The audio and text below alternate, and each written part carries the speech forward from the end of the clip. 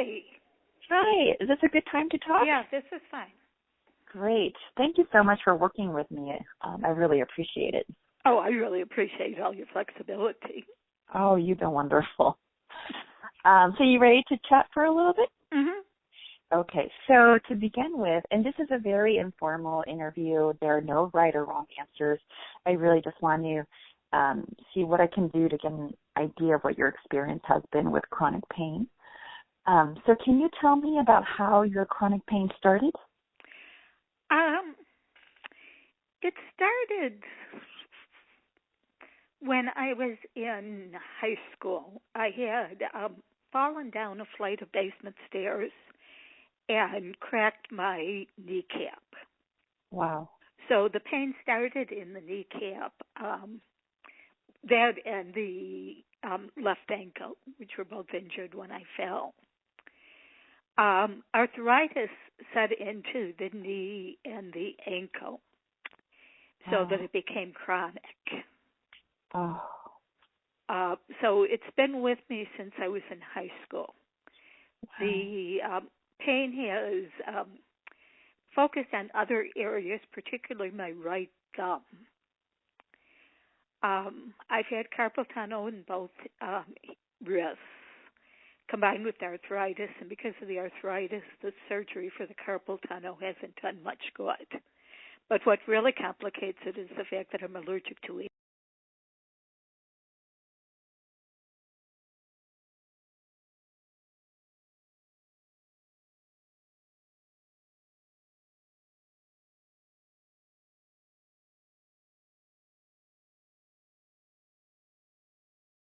It does limit your options, doesn't it? Considerably. So what have you been able to do to manage your pain? Basically, they have been using a codeine, Tylenol with codeine and hydrocodone. Lately, they've been trying a electronic machine that stimulates the nerves in the different parts of the body that are affected.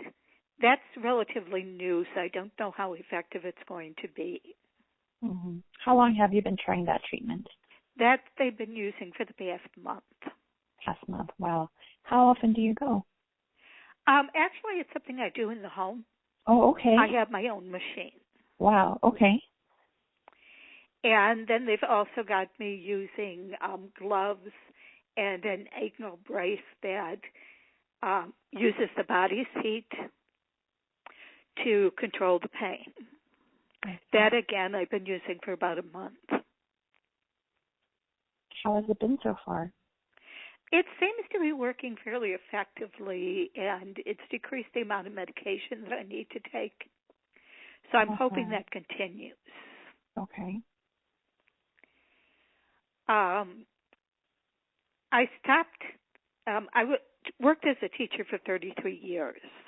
I retired from teaching about 10 years early when I was 55 as opposed to 65, partially because the pain was interfering with my ability to work with the students. And what grade level were you teaching? 7th and 8th. Oh, wow. What subject? And because I was teaching in Chicago, and the kids were bigger than I am considerably. I'm 4'8" and 110 pounds.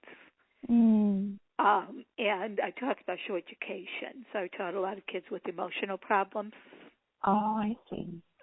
So it got to the point where I was ending up getting hurt too often. Oh. Because the kids tended to release their frustration by becoming violent. And I was at the point where I couldn't deal with the violence any longer. Oh, I'm so sorry. So when the board offered early retirement, which meant I just took a 3% decrease in my full pension, I took it. Okay. And that's been kind of nice, you know, because a lot of people don't have the possibility of retiring early. Sure. I just turned 65 in December, so I just went on Medicare in December. Okay. Prior to that, I'd been on one of the pension boards options for insurance was fairly limited. I was very restricted on which doctors I could see because it was a Chicago HMO. Mhm. So being on Medicare is opening it to seeing some different specialists. I see. That's why I'm able to try some of these new kinds of therapy. Oh, I'm so glad to hear that. Right, because, the prior insurance just wouldn't cover it. Oh, I see. Medicare is restricted, but it's not as restricted as my other insurance was. Mhm. Which is not what you expect, but. Right. Mhm. I know people who think, but I chose the cheapest of the insurances because I have a 17-year-old that I have custody of. Mhm. So paying her expenses and the household expenses, my pension doesn't stretch that far. Sure. So I had to go with the cheapest of the insurances that was available to me. And even with that, I was paying $500 a month on insurance. Oh, my goodness. So, the other insurances, which would have opened the door to more options, was over $1,000 a month. Mhm. And that just wasn't within my budget. Oh, I think it's hard to find a budget that it can cover. Right. Wow. Okay. So, who you have custody of a 17-year-old, you said? Yes. And who else lives in the household with you? My business partner, I co-own a construction company. Oh, okay. I do the research, the computer kind of work. I'm not obviously in the field. But I do the research and some of the paperwork and that kind of stuff. Sure. But she lives in the house with me, which is one of the. It's kind of a unusual situation. The 17-year-old that I have custody of is her biological granddaughter. Oh, okay. So she's in the house with me along with her partner, and then Tajua. So there's 4 of us in the household. Okay, so Joshua is a 17-year-old? Right. Oh, okay. I see. And going back to your chronic pain, so have you been in treatment ever since your injury in high school? Yes. Wow, okay. And how many different physicians have you worked with to address your pain? 6. Okay.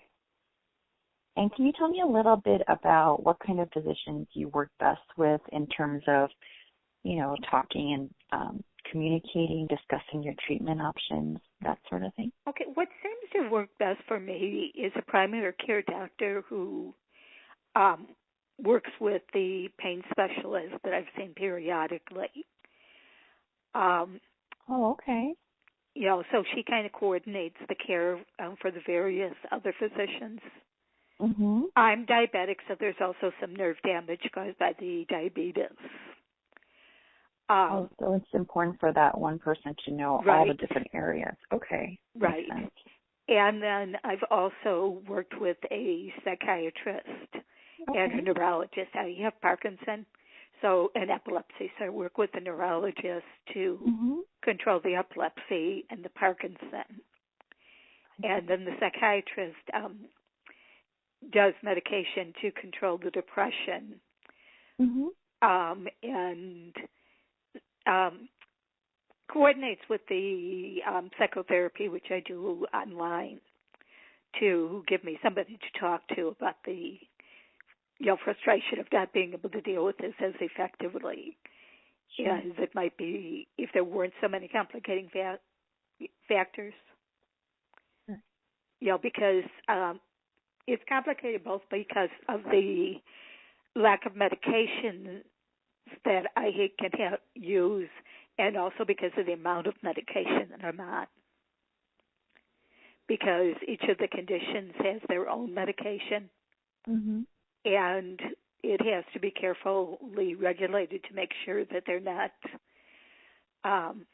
interacting with each other in negative fashion, and periodically have to be adjusted because some medications that it could take become either ineffective, they stop working on me, or, I develop too high of a tolerance for them, or they, my body overreacts to them. So it's one of the two.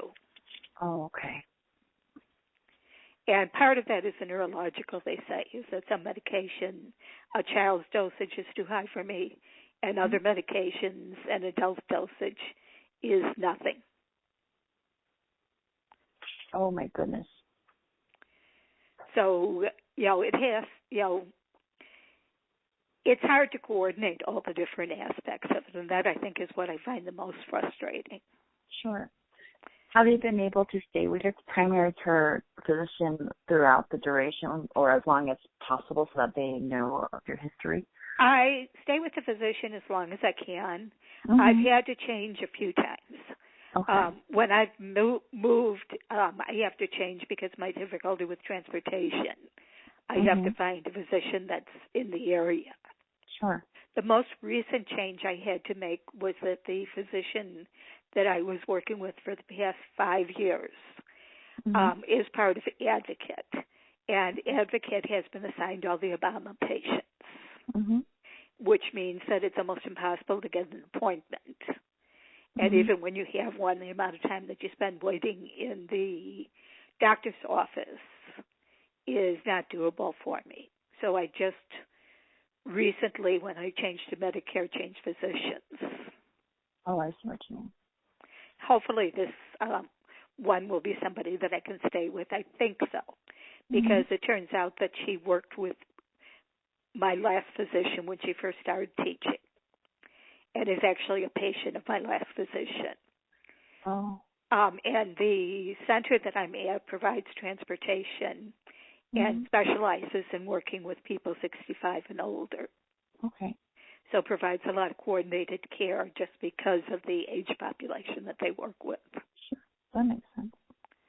So I'm thinking that this is going to be workable for hopefully as long as I live in this neighborhood. Okay. And hopefully we won't have to have another change for you. Right. Right. I just wanted to step aside here. As I told you, this is some new software I'm working with to record the call, and I just want to make sure that everything is there because it's giving me some weird notice. Okay. Is it okay if I hang up real quick and call you right back with it? Of course. All right. Thank you so much, Ms. Wilson. Okay.